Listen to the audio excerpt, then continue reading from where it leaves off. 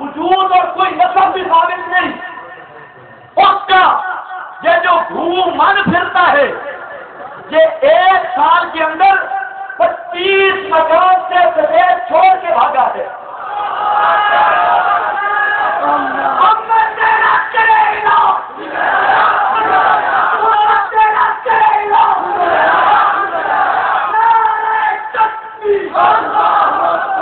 میری حیات میری حیات میری حیات میری حیات توحید کو سننا۔ میں نے ایک بات کی تھی متعدد پروگراموں میں، اور میں نے کہا غریب آدمی ہوں، 15,000 روپیہ انعام صرف، اور 15,000 روپیہ کس بات کا؟ یہ تو نہیں کہا تھا کہ دلال پیش کرے، میں نے کہا صرف میرے سامنے بیٹھ جائے۔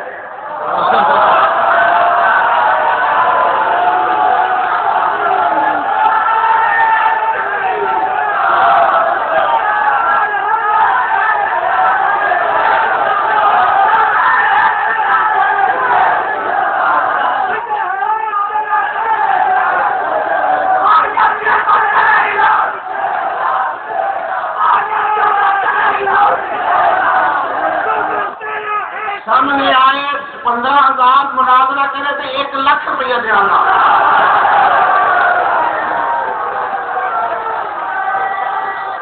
حیاتیوں کا کرے علاج، حیاتیوں کا کرے علاج، محمد کا کرے علاج، اسماعیل مہندی کا کرے علاج، مسئلہ کے حق جمعیت نشاط التوحید والسنہ۔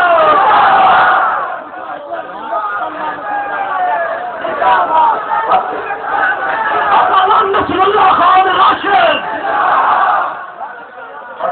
اب نعرے نہیں لگانے،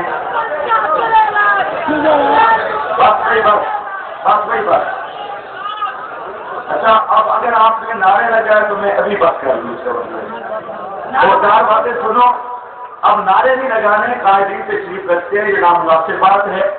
حضرت شاہ جی بھی تشریف رکھتے ہیں، میرے استاد المکرم سلطان المناظرین حضرت نعمانی صاحب تشریف رکھتے ہیں، علامہ بریالوی صاحب تشریف رکھتے ہیں، سارے اکابر موجود ہیں، تو اس لیے میں چند لفظوں پہ اپنی بات کو سمیٹتا ہوں۔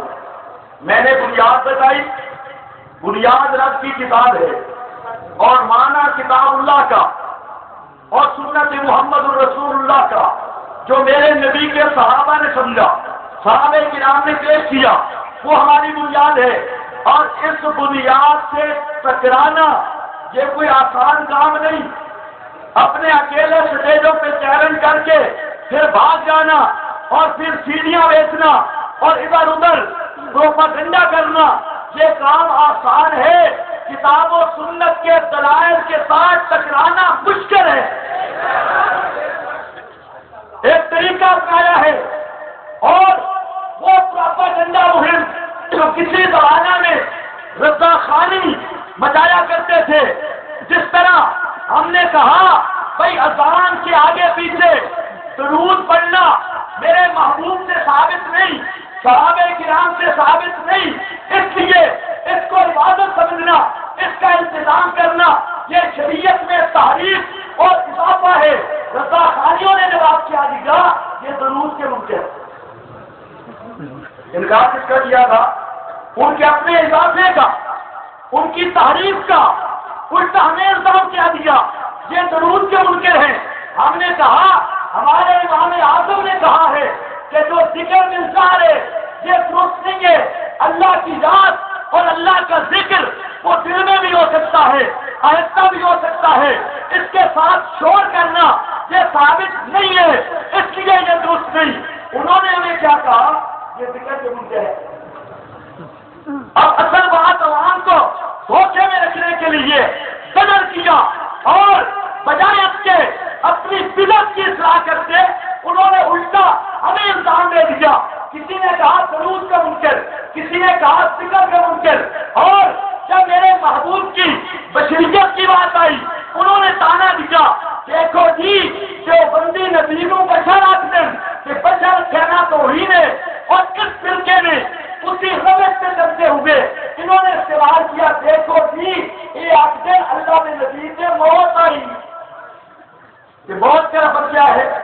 انہوں نے بشریت کو توحید سمجھا، انہوں نے موت کو توحید سمجھا، انہوں نے اپنی بدعت سن کری، اور جس نے ان کی تعریف دین کا انکار کیا اس نے اصل دین سے اس کو منکر بتایا کہ یہ فرقہ یہ آج جگہ جگہ پہ جھوٹ بولتا رہا، اشاعت التوحید والے عذاب و ثواب قبر کے منکر ہیں۔ آج اس ہزاروں کے اجتماع میں اپنے قائدین اور مشائخ کی موجودگی میں یہ طالب علم اعلان کرنا چاہتا ہے، ہمارے ایک ایک طالب علم سے لے کر اور اکابر علماء تک سب کا نظریہ یہ ہے، عذاب و ثواب قبر کا منکر کافر ہے۔ عذاب و ثواب قبر کا منکر، انہوں نے کیا کہا؟ اشاعت التوحید والے کبھی کہا عذاب و ثواب قبر کے منکر، کبھی کہا حیات کے منکر، کبھی کہا قبر کے منکر، کبھی کچھ کہا کبھی کچھ کہا۔ میں نے کہا یہ تو قیامت کے دن پتہ چلے گا اشاعت التوحید والوں پر توحید کے رستے میں ہار بننے کے لیے الزامات کس نے لگائے تھے، ورنہ ہم پورے ملک کے اندر ہر جگہ پہ اپنا نتیجہ لکھ بھی چکے، بیان بھی کر چکے، کائنات کے سامنے ہے کہ ہم عذاب و ثواب قبر کے منکر کو صرف بنتی نہیں سمجھتے، عذاب و ثواب قبر کے مطلق منکر کو کافر سمجھتے، حیات کے مطلق انکار کرنے والے کو کافر سمجھتے ہیں۔ لیکن جو بات ہم کرتے ہیں آج تک نہ کسی ملا میں ہمت ہوئی، نہ قیامت کی صبح تک ہوگی انشاءاللہ اس بات پہ گفتگو کرنے کی۔ اور یہ بیچارے کیا کریں گے؟ ان کا جو استاد الکل بالکل تھا اس کا نمبر کھایا ہوا ہے، اور اکانوی نمبر اس کا صفحہ 238 اس پر واقعہ لکھا ہے۔ اکانوی کہتا ہے کہ میں نے اشاعت التوحید کے عقائدین کے ساتھ مناظرے کیے اور شکستیں دی، کیا دی؟ شکستیں دی، لیکن اب تک مجھے نہیں پتا چلا کہ اصل جھگڑا تو شکستیں بھی دی لیکن پتہ نہیں چلا وہاں پہ نظام کیا ہے، اور ان کو بھی آج تک پتہ نہیں جھگڑا ہے کیا۔ جھگڑا عذاب و ثواب قبر پہ نہیں، جھگڑا کیفیت عذاب و ثواب قبر پہ نہیں، جھگڑا قبر پہ نہیں، جھگڑا حیات پہ نہیں، جھگڑا اس بات پہ ہے۔ پورے جھگڑے والی باتیں تین ہیں۔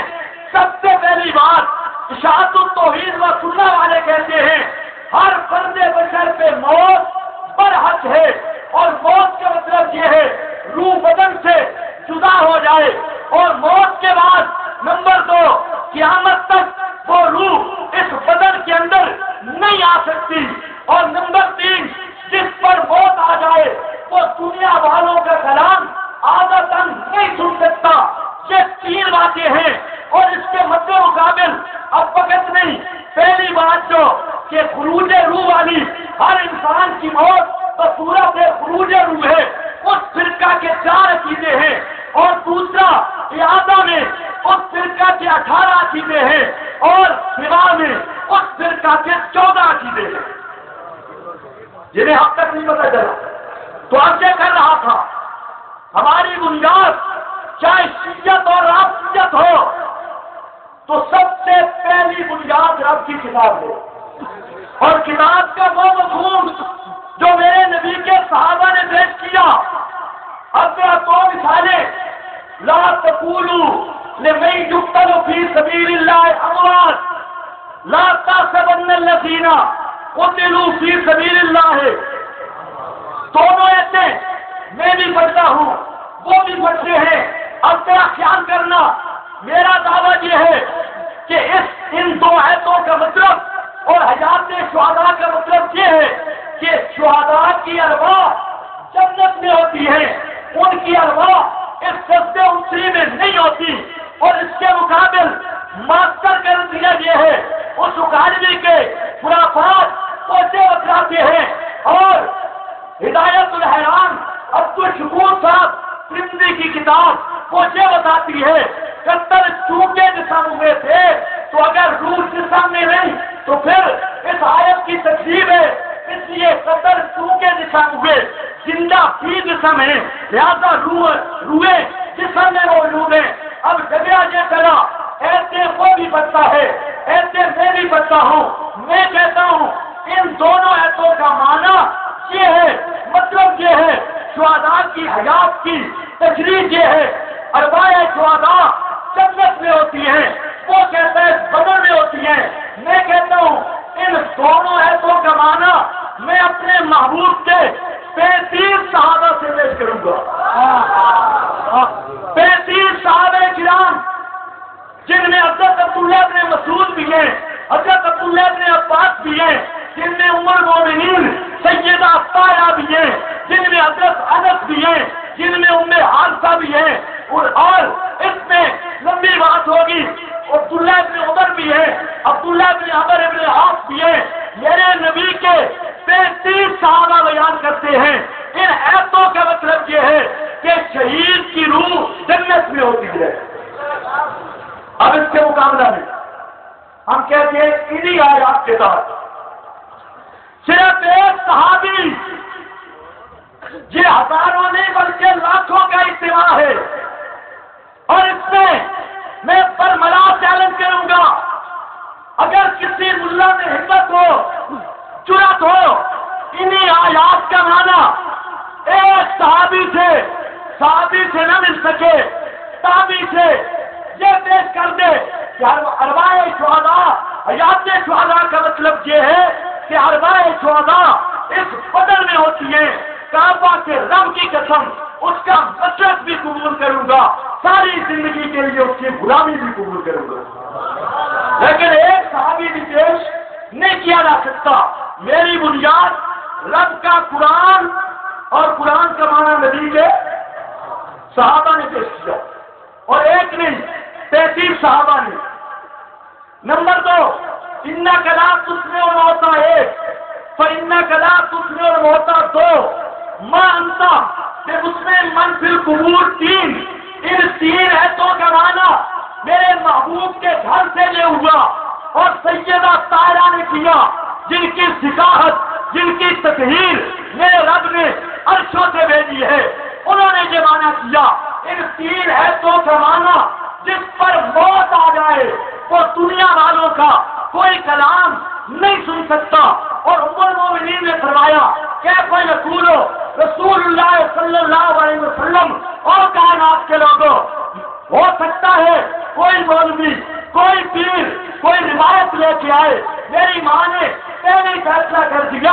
فرمایا کیف یقول رسول اللہ کے رسول یہ نہیں کہہ سکتے اللہ کے رسول یہ نہیں فرما سکتے کہ کوئی موت کے بعد دنیا والوں کا کلام سنے. اس لیے نہیں کہہ سکتے اِنَّكَ لَا تُسْمِعُ الْمَوْتَىٰ قَدْ قَالَ اللَّهُ اِنَّكَ لَا تُسْمِعُ الْمَوْتَىٰ میرا رب فرماتا ہے کہ جو مر جائے وہ سن سکتا. یہ ام المومنین نے کیا حضرت عبداللہ بن عباس نے کیا امام حاتم نے اس آیت کا یہی معنی کیا. امام شافعی احمد مغنی بن قدامہ اور شرح المہذب حنبلی اور شافعی مذہب کی کتابیں اور تقریباً 355 کتاب فقہ حنفی کی یہی بتلا رہی ہے. اور علماء دیوبند میں سے مفتی عزیز الرحمان پہلے مفتی دیوبند کے اس نے بھی اس آیت کا معنی وہی سمجھا وہی کیا. مفتی عزیز الرحمان سے لے کر شیخ الحدیث حضرت مولانا محمد زکریا صاحب کاندھلوی رحمت اللہ تعالی علیہ کی کتاب کتب فضائل پر اشکالات کا جواب اس تک یہی معنی ہے. اس آیت کا مطلب ہے جس سے موت آ جائے وہ دنیا والوں کا کلام ہو. اب کہتے ہیں ہماری صنعت تو ام المومنین سے چلی ہے وقت نہیں میں نے مختصر کر لی ہے ہمارا مطالبہ صرف ہے اس آیت کا معنی ہم کہتے ہیں اس کا مطلب